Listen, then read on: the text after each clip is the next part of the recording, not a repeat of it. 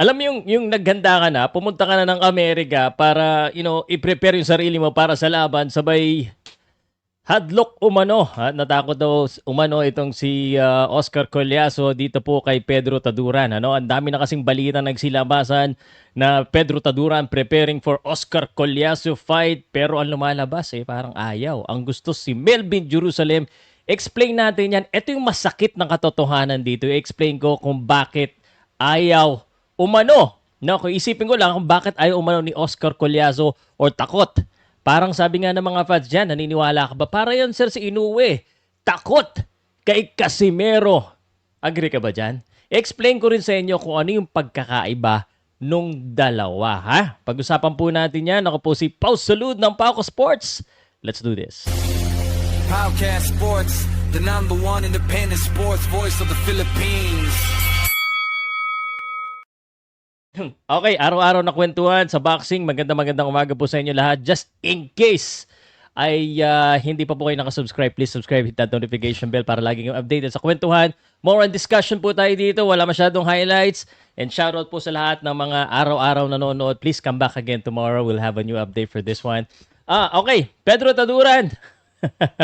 At alam mo, ang daming mga mainstream media supported dito si Pedro Taduran. He's a good kid. And I truly believe, naniniwala ako ha. And sinabi ko na to. Let me know kung naniniwala ka rin yung style ni Pedro Taduran. Yan talaga yung magpapahirap kay Oscar Colyaso. Kaya aminin natin, sa tingin ko isa yan sa dahilan kung bakit ayaw kalabanin agad. Umano, again, allegedly, Oscar Colyaso didn't want to fight Pedro Taduran. And I think because of the style of Pedro Taduran, this is gonna be a problem. So if you have an option, then he choose an option na natalo niya na, which is, who is Melvin Jerusalem?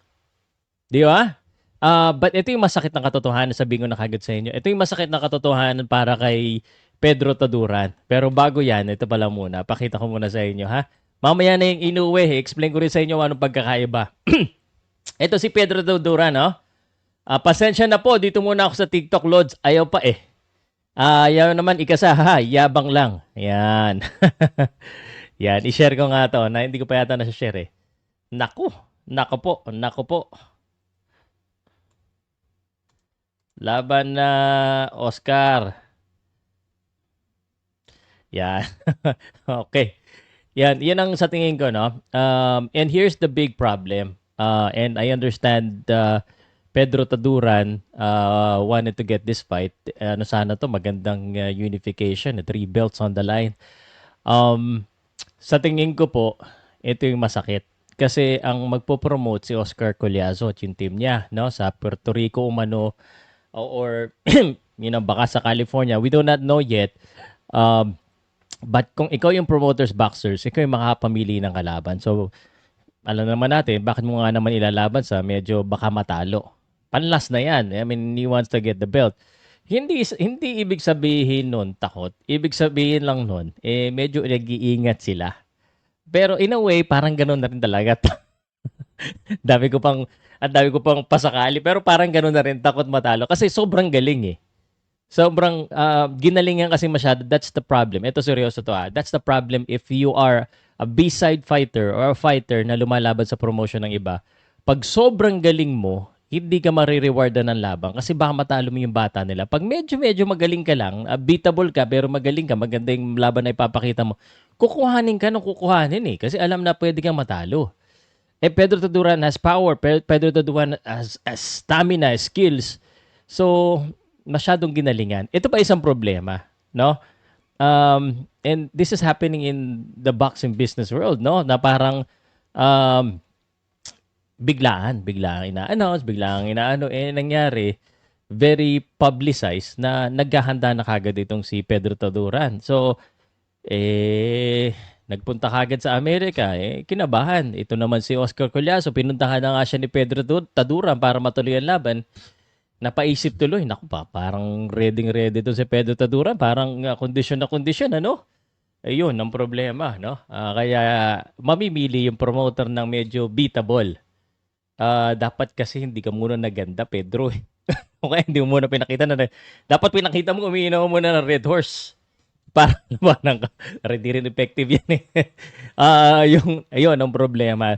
So, in essence, sa tingin ko, medyo napaisip talaga yung promotions nila na wag muna unahin si Pedro Taduran. Mukhang delikado yung bata natin sa Pedro Taduran na yan. Masyado kasing ginalingan. Kaya ngayon, ang balita, no, I don't know how true it is, pero I would assume na Melvin Jerusalem is the more beatable guy. I mean, no disrespect po kay Melvin. Alam naman ni Melvin, idol natin yan si Melvin. Siyempre kung ako talaga si Oscar Cullazo, natalo ko na yan eh. Tatalunin ko ulit yan. Yan na lang, may belt pa siya. Yon, okay? So, baka ganun ang gusto nila. Pero gaya na sinabi ko, dyan sila nagkakamali. There's two things that could happen. Natalo ka na nga, ibig sabihin, alam mo na kung paano yung laban. Natuto ka na. At iba rin yung Melvin Jerusalem ngayon. Yung style lang talaga ni Pedro Taduran sa tingin ko na napaisip yung si Oscar Cullazo sa tingin ko. Kaya hindi. So, hopefully though, either way, I'm fine kung ano mangyari. Pero personally, I wanted to see the Pedro Taduran fight. Ayan, sinabi ko na. Kasi, syempre, mas sa tingin ko yung style ni Pedro Taduran, mahirapan to si Oscar Cullazo. So, mauna yan and then Pedro versus Melvin Jerusalem, paglabanin na yan kung sakali. Pero just in case, Melvin Jerusalem at saka Oscar Cullazo, I think kung sakaling yan na mangyayari, which is hindi malayong mangyari, kung sila kasi may control eh, yan yung hindi naiintindihan ng mga tao. Ito, magkakasimero ng topic na ako ha. Yan ang hindi naiintindihan ng tao. Pag ikaw po ay may promotions, ikaw ang may control. No? Ikaw ang may control kung anong gusto mong laban.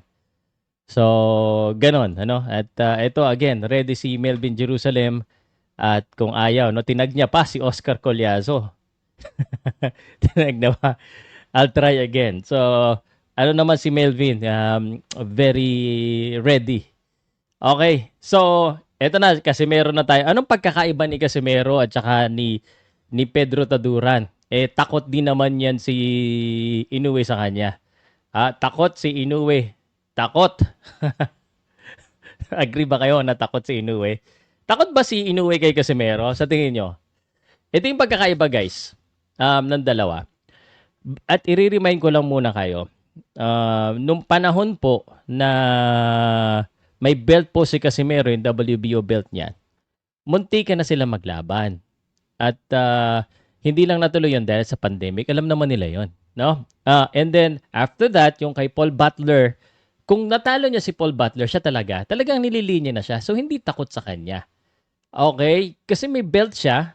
Okay, may belt. Tapos, meron siyang tinatawag na bargaining chip. So, again, ipinapaliwanag ko lang po, hindi ko po hini-hate or hindi ko po binabash si Casimero. I'm just letting the Casimero fans, kung sakaling nandito ka pa, hinuli ko na talaga ng topic na to para maiwasan yung mga hindi nag-iisip eh. Kung wala kang bargaining chip, at puro yabang lang, puro samon lang, bakit ka papapansinin? Tapos natalo ka pa sa isang, kumbaga, malayo sa level ni Inoue. So ngayon, he's going back on track. Ngayon, hamon pa rin ng hamon. Hindi dahil sa takot. No? Posibleng ganon nung unang panahon na may belt siya, naiiwasan muna siya. Pero as long as he hold on to that belt, in-explain ko na sa inyo, kung hawak niya pa rin yung belt na ngayon yan, no, kahit sino pang manager niyan, Inoue wants to be great, mapapalaban siya dun eh. Binitawan niya yung belt. So, talagang nawalan siya ng bargaining chip. Nawalan siya ng pang-bargain. Ano pang mapapala sa kanya? Tapos, yung mga nakinakalaban niya pa, hindi din ganun kakagaling. So, that's the point. Hindi pwedeng puro siyabang lang. Again, hindi po natin pinag-uusapan dito kung siya yung may chance na manalo. Pwede siguro kung condition siya 100%. Pero kung wala siyang ibibigay, tapos hindi pa sila yung magpo-promote, aasa pa sila sa bigay ng promoter ni Inoue, wala talaga. Okay? So, biruin mo, kung may belt siya, kahit delikado sa kanya si Inoue, lalabanan siya niyan dahil walang choice, dahil gusto makuha yung 4 na belt eh. Ngayon, itong kunwari kay Pedro Taduran, iniiwasan siya ngayon, ni Oscar Cullazo, pero pag, just say for example, naglaban yung Melvin at saka Cullazo, natalo ni Cullazo si Melvin, wala siyang choice kasi yung isang belt na kay Pedro eh. Ganon dapat yung nangyari. So, ngayon, yung mga fans, magsasalita ng takot, ng takot-takot. Hindi po takot. Talagang, ngayon, it doesn't make business sense. Walang bargaining chip unless mag-offer na malaki yung promoter ni Casimero at sila ang mag-promote. So, hanggang ngayon, hintay-hintay lang talaga. Abang-abang lang, guys. So, what Casimero needs to do, in-explain ko na, magagalit na naman yung mga tao. Huwag po kayo magalit. I support Casimero as a boxer. As a person, that's a different story. As a boxer, lahat ng Filipino sinusuportahan natin. And ang gusto natin, may educate po kayo ng tama. Yung naiintindihan po natin yung tunay na nangyayari.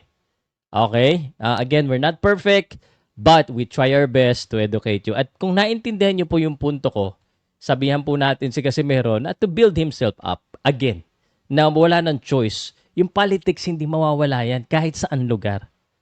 No? But if we continue to build ourselves and ano lang tayo, training at laban tayo ng matataas na level, hindi rin makakaiwas yan. Kaso, ngayon, siguro mga 3 laban na matitindi.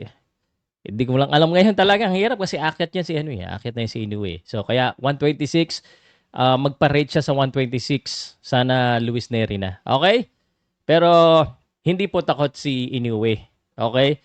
Si Casimero ang may kasalanan kaya hindi natuloy yung laban nila. Hindi niya hinawakan yung belt, nag-zone na siya.